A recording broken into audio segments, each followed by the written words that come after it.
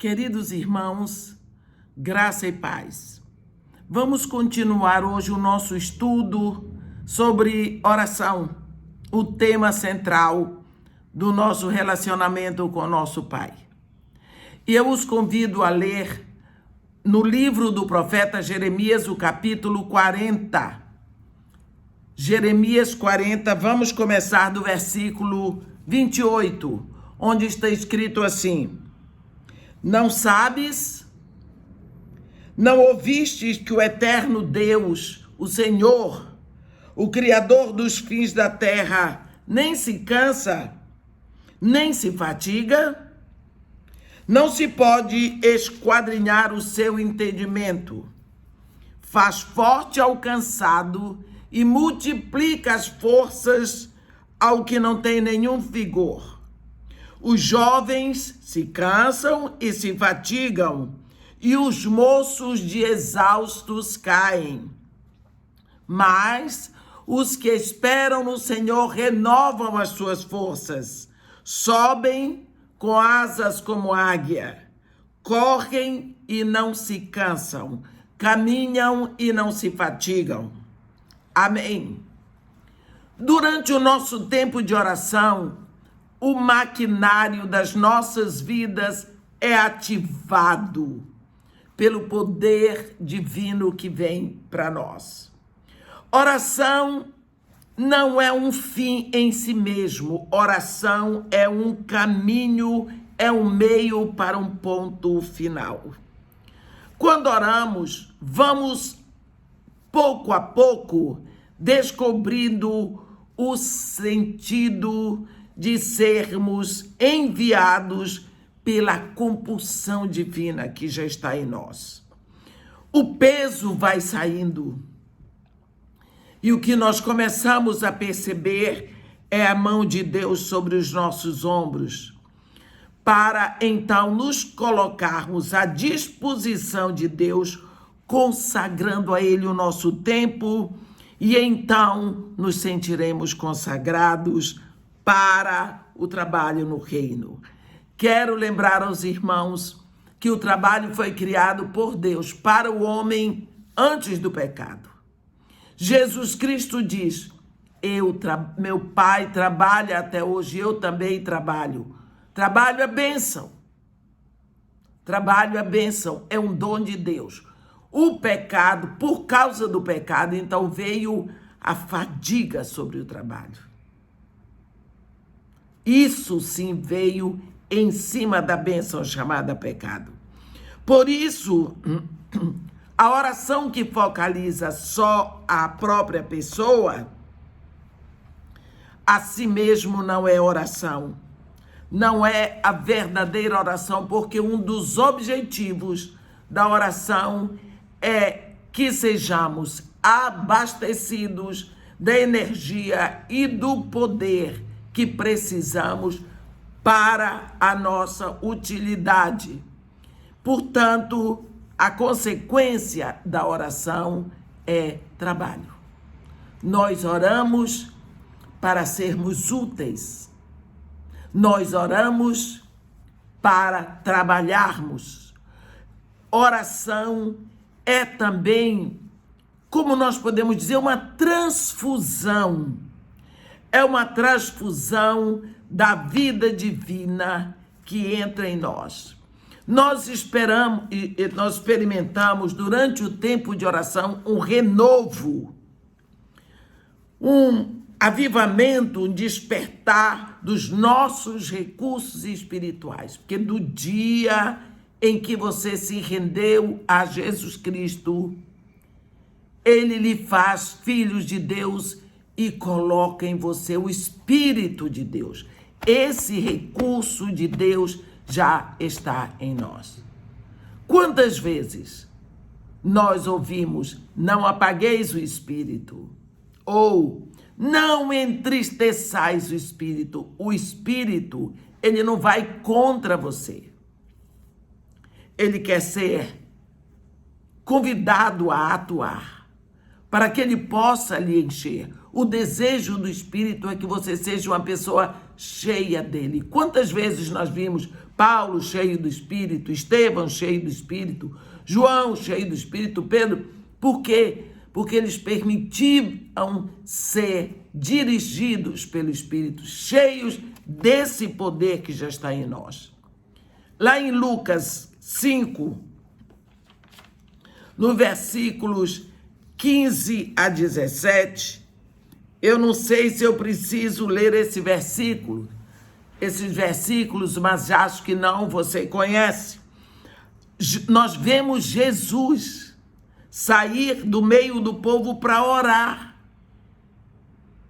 Ele ia orar, ele recebia o abastecimento, ele recebia a transfusão, e depois, cheio dessa transfusão divina, ele vinha para o povo. Nós fazemos o contrário. Nós vamos para o povo sem orar. Lá no versículo 17 de Lucas 5, nós vemos escrito assim: e o poder do Senhor estava com ele para curar. É isso. Um outro aspecto que nós podemos ver na oração é o aspecto de revisão. Depois que nós já estamos nos alinhando, buscando a Deus, que nós nos colocamos diante de Deus à disposição, reconhecendo a necessidade que nós temos de sermos abastecidos, de sermos vivificados. Então, nós começamos a entrar num aspecto de revisão. Quando oramos, a nossa vida vai se tornando revisada. Nós passamos para uma edição revisada da nossa vida. Quando nós nos assentamos na presença de Deus, nós estamos ali à disposição para que venha para nós uma visão de como nós estamos e aonde Deus quer nos levar. Nós devemos nos colocar nas mãos de Deus como barro, nas mãos do oleiro. O barro, a massa, vai tomar a forma que está no coração do oleiro. A massa em si não tem nenhuma sugestão. Ela está pronta para receber a sugestão que vem. Nós vemos que existem áreas da nossa vida que estarão vindo mais e mais para a presença de Deus. Coisas que você nunca imaginou, que você não lembrava mais, que você não se preocupava mais com elas, elas começam a aflorar. Como é que eu quero dizer? Vir à tona. E aí, enquanto tudo isso vem à tona, o espírito de dentro de você começa a se mover e a trazer à tona. Então, mais e mais, os poderes são postos à nossa disposição. E é assim que vamos sendo alinhados com Ele. Eu já lhe disse, eu acho que umas 3 pregações atrás eu disse que é como um instrumento que precisa ser afinado aos outros. Um instrumento que chega desafinado, ele vai ser afinado para ficar na mesma tessitura. Precisamos saber disso. Como a oração inclui revisão, essa revisão da nossa vida, temos então que passar pela poda, meus irmãos. Poda, ninguém gosta da poda.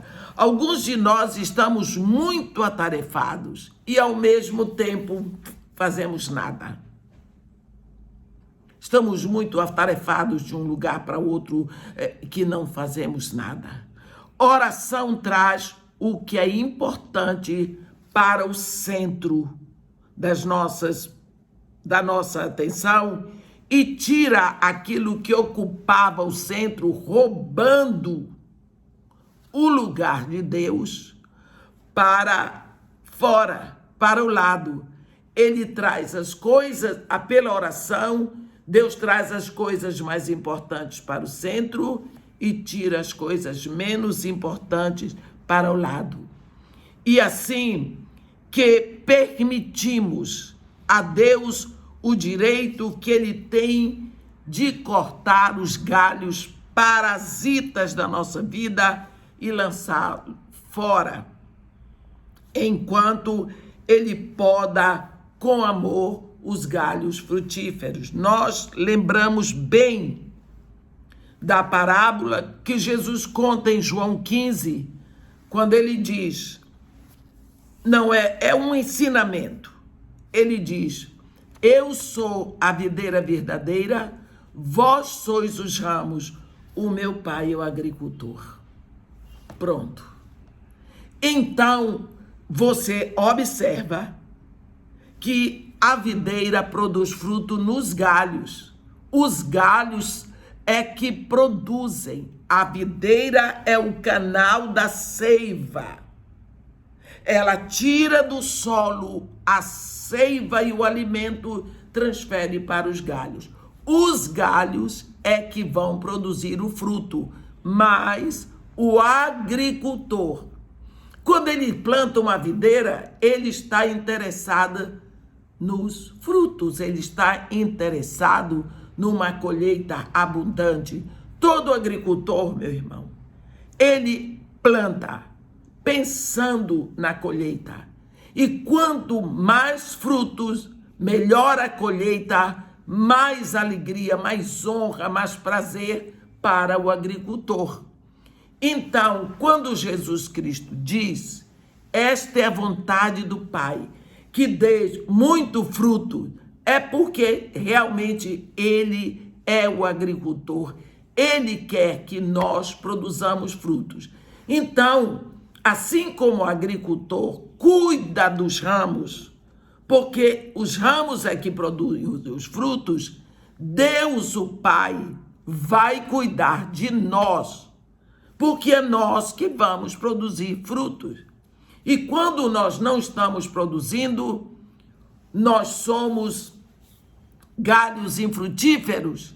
Ele diz, todo ramo, Jesus Cristo diz lá em João 15, todo ramo que estando em mim não dá fruto, meu Pai corta. Viu? Você que diz uma vez salvo, salvo para sempre. Ele corta. Mas tem aqueles galhos que dão fruto. Então, nesses aí, o Pai vai investir. Então, o que ele faz? Ele poda para que deem mais fruto ainda. A poda não é algo agradável. Ninguém quer ser podado. Mas é a forma que o agricultor tem de levar o galho a produzir mais. Se você já viu um jardineiro podando o jardim, ele não vai com uma foice, corta, vai jogando fora. Não, ele vai com uma tesoura. Ele toma o ramo de um galho de roseira e ele põe na mão assim e ele corta aqui, ele corta ali, corta acolá. Enquanto ele está podando, ele está imaginando o poder de vida que vai surgir ali dentro. Ele começa a imaginar um monte de flores que ele vai ver daqui a pouco. Então ele corta. Depois que o jardineiro podou o jardim, você olha para o jardim, é horrível. São aqueles talos assim, mas depois da primeira chuva, começa a brotar vida, começa a brotar botões tremendos, lindos, e daqui a pouco aquele jardim é um sonho, é um primor, porque houve poda. Mas o jardineiro só poda os galhos que são produtivos. Os improdutivos ficam lá roubando a seiva. Ele corta e joga fora. A seiva será aproveitada para os galhos que produzem. Pela oração, nós somos podados nos nossos objetivos, somos podados para que nos tornemos apropriados para uma vida brilhante. Se você vê lá em Atos 9, no versículo 18, a Bíblia diz que assim que Ananias chega na casa onde Paulo estava, impõe as mãos, a Bíblia diz, imediatamente lhe caíram dos olhos como que umas escamas, e ele tornou a ver. A seguir, levantou-se e foi batizado. Olhe bem, Paulo, o grande mestre, fariseu, que sabia, era entendido nas profecias, na lei, nos salmos, ele tinha escamas nos olhos. Ele não via espiritualmente. E agora as escamas caíram. Como as escamas devem ter caído dos seus olhos no dia que você se rendeu a Jesus Cristo. Então, a escama caiu, você foi batizada e você começa a ver de modo diferente. Por quê? Porque os puros de espírito é que verão a Deus. A sua visão mudou, você começa a olhar por um novo par de lentes. Pensando sempre em oração, nós vemos que oração também é uma revisão. Nós lembramos que nós estamos sendo edificados pelo Espírito Santo e que precisamos dar atenção a isso, nunca esquecer que nós estamos sendo edificados. Sem revisão, muitas vezes nós esquecemos a nossa condição de pessoa que tem que estar mudando sempre e mudando para melhor. Orar não é ir a Deus com uma autossugestão. Não. Orar é ir a Deus em busca de uma outra sugestão. Orar é ir a Deus e quando nós nos entregamos, nós ficamos conectados com Deus.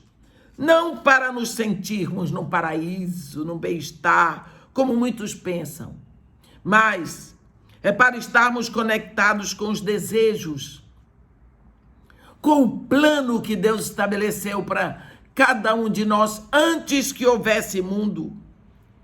E nós sabemos que a vontade de Deus é boa, é perfeita e é agradável. O pecado, meus irmãos, prejudicou tanto a fábrica em nós. As peças mais profundas no nosso ser ficaram tão absolutamente danificadas que é inútil pensar que por um pensamento positivo tudo na nossa alma vai ser resolvido. Isso é ilusão, vou lhe dizer, isso é ignorância. Ignorância, porque ignorância significa não conhecer aquilo que você deveria conhecer, pelo menos antes de falar bobagem. Precisamos uma objetividade que seja digna de confiança, que seja segura, uma objetividade fidedigna que só Jesus pode trazer, porque Ele é a objetividade única, certa, clara, perfeita de todo o universo. Nós vamos a Deus em oração para buscar, não para levar autossugestão, mas para buscar outra sugestão, a sugestão de Deus, o ensino verdadeiro, a revelação exata para o nosso crescimento. Ateus e agnósticos podem dizer, como eles dizem, que a oração é o eco da nossa própria voz, como autossugestão. Mas nós sabemos que quando vamos orar, nos prostramos diante de Deus em oração para buscar dele a sugestão dele, o ensino dele, o amor, o fortalecimento dele para as nossas vidas. Então, meus irmãos, a oração é a busca da vontade de Deus, do esclarecimento de Deus, do fortalecimento de Deus para nós. A oração nos alinha com a vontade de Deus. A oração é também uma transfusão do poder de Deus para nós. É uma transfusão de vida de Deus para nós. É como se houvesse uma mangueira dessas de jardim, uma no trono de Deus e a outra no nosso coração. Nessa hora, eu levo a Ele as minhas inquisições, minhas perguntas, minhas preocupações, e Ele traz para nós a revelação de tudo o que Ele tem. É um constante, enquanto eu estou em oração, há um constante fluir direto do meu coração para o trono de Deus, do coração de Deus para mim. A Bíblia diz em Romanos 8, 26, que nós não sabemos orar como convém. Por isso, o Espírito em nós, ele intercede com gemidos inexprimíveis. O Espírito começa a gemer, levando a Deus aquilo que eu não sei expressar, mas que está na minha confusão. E Deus vai me inundando com aquela paz, com aquele crescimento, com aquela alegria, porque o Espírito está se movendo em mim, e aonde o Espírito de Deus se move, há uma produção, um fruto de amor, de alegria, paz, longanimidade, fidelidade, benignidade, bondade, mansidão e domínio próprio. Olha o lucro que nós temos por nos assentarmos com o nosso Pai. Comece a gastar tempo, comece a se assentar com Deus, para ser alinhado, para receber a transfusão de vida, para ter uma revisão na sua vida. Amém? Que Deus nos abençoe e nos guarde, que faça resplandecer o seu rosto sobre nós e tenha misericórdia de todos nós. Amém.